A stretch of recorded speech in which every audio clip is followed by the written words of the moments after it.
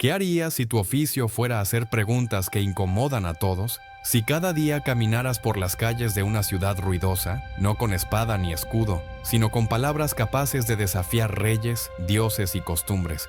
Si tus herramientas fueran la voz, el pensamiento, un pergamino y la paciencia infinita de escuchar y dudar. Si tu vida pendiera de la delgada línea entre ser considerado un sabio o un hereje peligroso. Esto no es una invención literaria. Esto ocurrió. Así era la vida de un filósofo griego. Hombres que se atrevieron a pensar cuando otros solo obedecían, que hicieron del ágora su campo de batalla y de las ideas su única arma. Hoy sus nombres siguen vivos: Sócrates, Platón, Aristóteles, pero también Zenón, Epicuro, Diógenes y muchos más, que llenaron la antigüedad con debates sobre el alma, la justicia, el cosmos y la felicidad. Algunos fueron venerados como maestros, otros perseguidos y condenados, pero todos compartieron una certeza: que el mayor riesgo no era morir, sino vivir sin cuestionar. Lo que estás a punto de escuchar no es solo la historia de grandes mentes, es la vida cotidiana de aquellos hombres que, hace más de 2000 años, convirtieron la palabra en una revolución.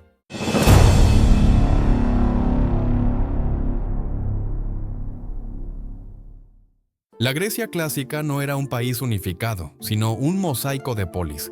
Ciudades-estado independientes como Atenas, Esparta, Corinto o Tebas. Cada una tenía sus propias leyes, su ejército y su modo de vida.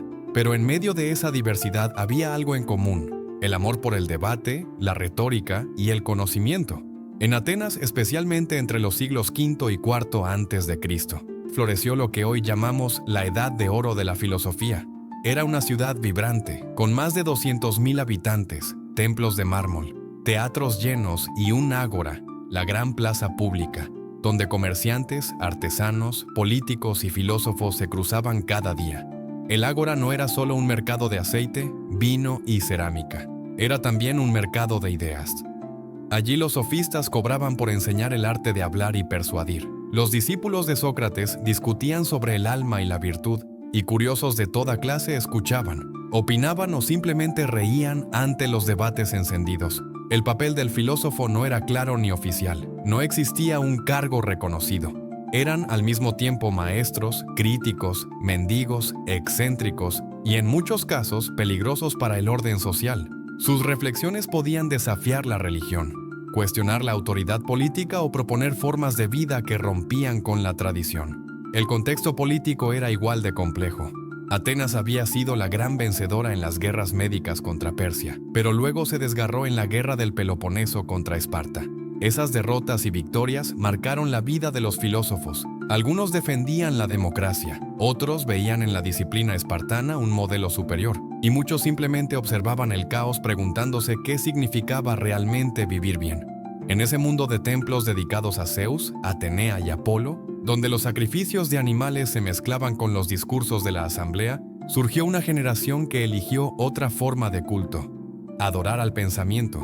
El día de un filósofo griego comenzaba mucho antes de que el sol bañara con oro los templos de Atenas. Algunos vivían en casas modestas dentro de la polis, otros en chozas humildes, y unos pocos en villas que les permitían recibir discípulos con mayor comodidad. Pero la mayoría no eran ricos, su riqueza estaba en la palabra. Al despertar, el filósofo no buscaba armas ni escudos, buscaba el silencio. Muchos practicaban la meditación matutina, un momento de introspección para preparar la mente.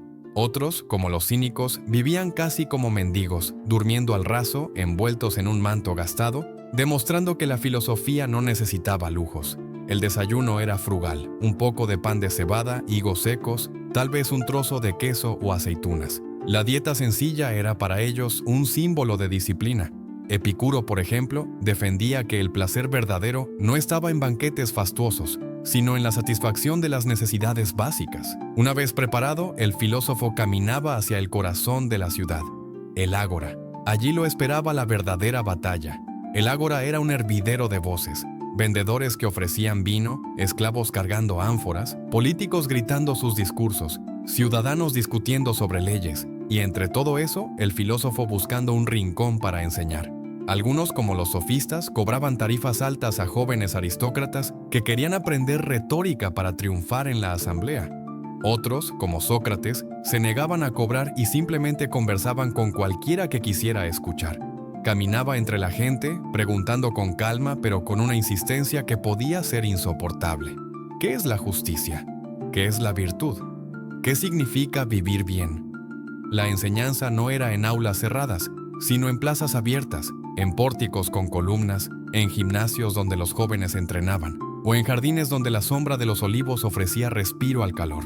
Platón fundó la academia, Aristóteles el liceo, Epicuro su jardín. Lugares que no solo eran escuelas, sino comunidades enteras de pensamiento.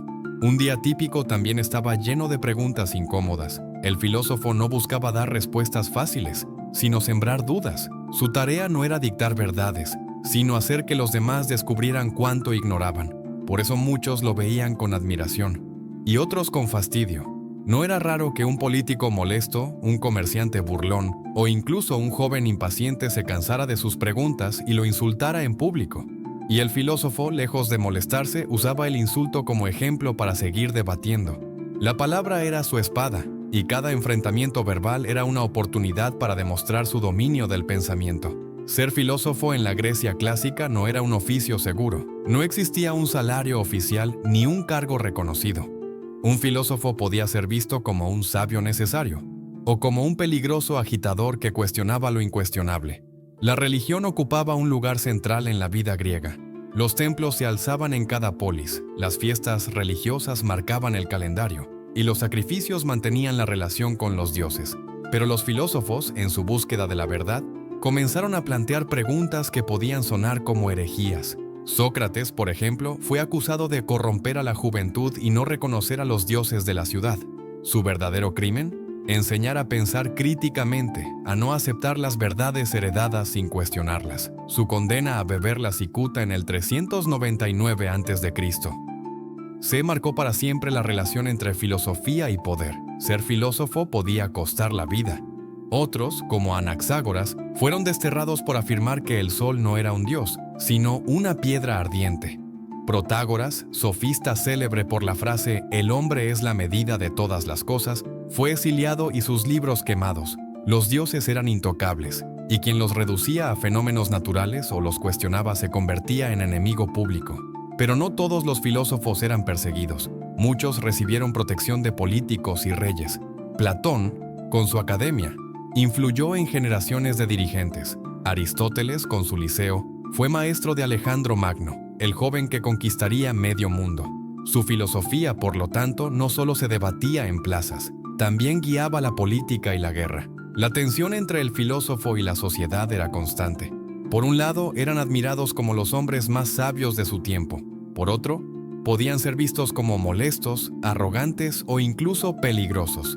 Diógenes, el cínico, vivía en un barril y se paseaba por Atenas con una lámpara encendida en pleno día, diciendo que buscaba a un hombre honesto. Algunos lo veneraban por su sencillez, otros lo consideraban un loco. En este contexto, la vida del filósofo estaba marcada por una paradoja. Cuanto más buscaba la verdad, más arriesgaba su seguridad. La libertad de pensamiento era su esencia, pero también su condena. Aunque los nombres de Sócrates, Platón o Aristóteles nos parezcan monumentales, la realidad de un filósofo griego era mucho más humana y, a veces, hasta humilde. El día no terminaba en el ágora. Después de los debates públicos, muchos filósofos regresaban a espacios donde la enseñanza se hacía más íntima, escuelas, jardines o gimnasios. Platón fundó su academia en un olivar sagrado a las afueras de Atenas. No era un edificio imponente, sino un conjunto de jardines y salas donde los discípulos discutían sobre política, matemáticas, ética y astronomía. Allí se planteó por primera vez la idea de un estado ideal. Aristóteles, por su parte, creó el Liceo, una escuela más abierta, donde el maestro y sus alumnos paseaban mientras discutían. Por eso sus seguidores fueron llamados peripatéticos, los que caminan mientras filosofan. Las clases no eran discursos rígidos, sino conversaciones vivas, a menudo con ejemplos de la naturaleza. Aristóteles llevaba cuadernos de observación donde registraba todo, desde la anatomía de animales hasta la política de las ciudades. Epicuro eligió un camino distinto, su jardín. Allí hombres y mujeres, libres y esclavos, convivían en igualdad para reflexionar sobre la felicidad, el placer y la tranquilidad del alma. Era un espacio radicalmente inclusivo en una sociedad donde las mujeres rara vez participaban en la vida pública. La comida era parte de la filosofía. Los filósofos no se reunían en banquetes de lujo, sino en mesas sencillas. Pan, queso, aceitunas, legumbres y vino aguado eran suficientes para alimentar el cuerpo y liberar la mente. Para ellos, la frugalidad era una virtud. Cuanto menos dependiera uno de lujos, más libre sería.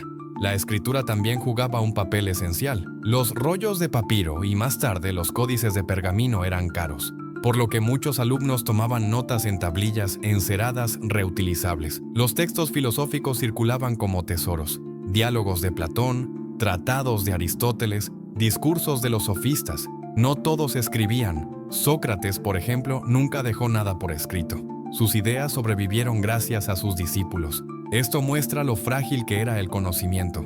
Dependía tanto de la palabra hablada como del pergamino. Las noches, lejos de ser silenciosas, también eran momentos de debate. Tras las comidas comunitarias, las lámparas de aceite iluminaban las conversaciones sobre ética, lógica y el cosmos. No eran fiestas ruidosas, sino diálogos interminables donde la filosofía se vivía como un estilo de vida, no como una profesión. El filósofo no solo enseñaba, vivía su pensamiento. Su dieta, su ropa sencilla, su rechazo a la ostentación eran parte del mensaje, y cada discípulo que lo escuchaba no solo aprendía conceptos, sino una manera distinta de estar en el mundo. La vida de un filósofo no ocurría en un vacío. Aunque pasaban horas en jardines, pórticos o bibliotecas, sus palabras resonaban más allá de los muros de sus escuelas. En la Grecia clásica, la filosofía no era solo reflexión, era pólvora para la política. Platón, tras vivir el caos de la guerra del Peloponeso, escribió La República, un diálogo donde imaginaba un estado gobernado por filósofos reyes. Para él, solo aquellos que conocieran la verdad, que supieran distinguir las sombras de la caverna de la luz real, estaban capacitados para gobernar. Aunque nunca se aplicó en su tiempo, esta idea influyó durante siglos en reyes, obispos y hasta en pensadores modernos. Aristóteles, en cambio, fue más pragmático. Su política analizaba cómo funcionaban las ciudades reales, monarquías, oligarquías, democracias. No buscaba un modelo ideal, sino comprender cómo vivían los hombres en comunidad, y su influencia llegó a lo más alto. Fue tutor de Alejandro Magno. Imagina a un joven conquistador escuchando lecciones sobre ética, retórica y naturaleza, mientras planeaba extender sus dominios desde Grecia hasta la India. Los sofistas también marcaron a la sociedad. Aunque criticados por filósofos como Sócrates y Platón por vender sabiduría, ellos democratizaron el acceso a la educación. Enseñaban a hablar en público, a convencer en tribunales, a defender causas imposibles. En una Atenas democrática donde todo ciudadano debía hablar en la asamblea, la retórica era poder. Pero la filosofía no solo moldeaba la política, también la vida cotidiana. Los estoicos enseñaban a soportar la adversidad con dignidad, lo cual fue un bálsamo en tiempos de guerra y crisis. Epicuro ofrecía una receta de serenidad en medio del caos urbano. Los cínicos desafiaban la hipocresía social mostrando que la verdadera libertad estaba en vivir sin posesiones. Claro, este impacto generaba tensión. Para algunos gobernantes, los filósofos eran un recurso valioso, para otros, una amenaza. Sócrates fue condenado porque sus preguntas minaban la obediencia a las leyes. Otros fueron exiliados por desafiar los cultos oficiales. En Grecia, la filosofía no era neutra, era un arma que podía legitimar o desestabilizar. En resumen, la vida de un filósofo griego no se limitaba al ágora o la escuela. Cada idea tenía consecuencias. Cada diálogo podía inspirar a un gobernante o irritar a una multitud. Cada pergamino podía ser semilla de un futuro imperio o motivo de una condena. Detrás de los tratados, los discursos solemnes y las ideas que marcaron a la humanidad, los filósofos griegos eran también hombres de carne y hueso, con excentricidades, debilidades y relaciones que los hacían profundamente humanos. Sócrates, por ejemplo, no dejó ningún escrito propio. Lo conocemos gracias a sus discípulos, como Platón o Jenofonte. En la vida diaria era un personaje extraño. Andaba descalzo, llevaba la misma túnica todo el año y podía pasar horas inmóvil en trance, meditando en plena calle. Sus contemporáneos lo veían como un sabio, pero también como un loco que retaba las normas de la ciudad. Platón, en contraste, era aristócrata y refinado. Fundó la Academia, una institución que duró casi 900 años, donde jóvenes de toda Grecia iban a aprender filosofía, matemáticas y retórica. Amaba los diálogos, la música y la geometría. Sin embargo, también vivió fracasos. Cuando intentó aplicar sus ideas en Siracusa, terminó siendo encarcelado y vendido como esclavo. Fue liberado solo gracias a la ayuda de amigos y admiradores. Aristóteles, más práctico, también era un hombre de contrastes. Mientras diseccionaba peces y clasificaba plantas, también disfrutaba de la vida cortesana como maestro de Alejandro Magno. Tras la muerte de Alejandro, sin embargo, sus enemigos en Atenas lo acusaron de impiedad, del mismo modo que a Sócrates. Para evitar su destino, huyó y dijo una frase célebre: «No quiero que los atenienses pequen 2 veces contra la filosofía». Los cínicos llevaron sus rarezas aún más lejos. Diógenes de Sinope vivía en un tonel, despreciaba las convenciones sociales y se paseaba con una lámpara en pleno día diciendo que buscaba un hombre honesto. Alejandro Magno, el conquistador más poderoso del mundo, se acercó a él y le preguntó si podía concederle un favor. Diógenes respondió: «Apártate, me tapas el sol». Una respuesta que resumía todo su desprecio por el poder y su devoción a la libertad. Pero no todo eran gestos teatrales. Muchos filósofos enfrentaban una vida solitaria, con la incomprensión de sus conciudadanos y la pobreza como compañera. Otros, como los epicúreos, construyeron comunidades cerradas donde buscaban vivir en serenidad, alejados de la política y el ruido de la ciudad. La vejez y la muerte eran temas inevitables. Sócrates aceptó la cicuta con calma, convencido de que la filosofía era un entrenamiento para morir. Epicuro escribió cartas consolando a sus discípulos, asegurando que la muerte no debía temerse, porque mientras vivimos no existe, y cuando existe nosotros ya no estamos. Los estoicos, como Epicteto, enseñaban que la muerte era parte natural del orden cósmico y que la virtud consistía en aceptarla sin miedo. En esas ideas se escondía lo más humano de los filósofos, su lucha constante contra el temor, la incertidumbre y la fragilidad. Porque al final la filosofía griega no era un lujo de intelectuales, era un arte de vivir, una manera de enfrentarse a la pobreza, al poder, al amor y sobre todo al paso del tiempo. Las ciudades, los templos y hasta los imperios griegos se derrumbaron con el tiempo, pero las ideas de sus filósofos sobrevivieron. Cuando Roma conquistó Grecia, los generales y senadores se llevaron más que botines y esclavos, se llevaron maestros, rollos de papiro y pensamientos. Cicerón, uno de los oradores más célebres de Roma, confesó que toda su formación debía más a Atenas que al Lacio. Séneca, el gran estoico, leía a los griegos en voz alta en su villa. Marco Aurelio, emperador y filósofo, escribía sus meditaciones en griego, no en latín. El cristianismo, que parecía un movimiento contrario a la filosofía, acabó absorbiéndola. Los primeros padres de la Iglesia se formaron en escuelas filosóficas. San Agustín usó categorías platónicas para explicar la fe. Santo Tomás de Aquino, en la Edad Media, incorporó la lógica de Aristóteles para dar forma a la teología cristiana. Sin esas bases, la Iglesia nunca habría construido su enorme sistema intelectual. En el mundo islámico, mientras Europa caía en la oscuridad de la Edad Media, filósofos como Averroes e Ibn Sina, Avicena, preservaron, comentaron y expandieron los textos griegos. En Bagdad, Alejandría y Córdoba, las traducciones al árabe salvaron cientos de manuscritos que de otro modo se habrían perdido. Cuando regresaron a Europa a través de las cruzadas y de Al-Ándalus, encendieron la chispa del Renacimiento. En Florencia, los humanistas desempolvaron los diálogos de Platón. En París y Bolonia, las universidades se fundaron siguiendo la lógica aristotélica. Galileo y Newton discutían en categorías heredadas de los griegos. Y hasta hoy, cuando alguien habla de ética, de democracia o de la búsqueda de la verdad, está citando, consciente o no, a Sócrates, a Platón o a Aristóteles. Pero lo más importante del legado griego no son solo las teorías, es la actitud, esa manía de hacer preguntas incómodas, de no conformarse con respuestas fáciles. ¿Qué es la justicia? ¿Qué es la felicidad? ¿Qué es el alma? Preguntas que siguen vigentes porque nunca tuvieron una respuesta definitiva. La filosofía griega no nos dio soluciones eternas, sino una forma de mirar el mundo, una forma que sobrevivió guerras, hogueras y persecuciones, una forma que aún hoy, 2 milenios después, sigue incomodando a gobernantes, inspirando a pensadores y consolando a quienes buscan sentido. Al final, el verdadero triunfo de los filósofos griegos fue demostrar que el pensamiento humano puede ser más duradero que cualquier piedra, ejército o imperio. Imagina que cae la noche en Atenas, El bullicio del ágora se apaga. Los comerciantes recogen sus telas, los niños vuelven a casa, y solo quedan unas lámparas de aceite iluminando las columnas del Partenón. En una esquina, un hombre con túnica gastada se sienta en el suelo. No tiene riquezas, ni armas, ni poder político, solo palabras.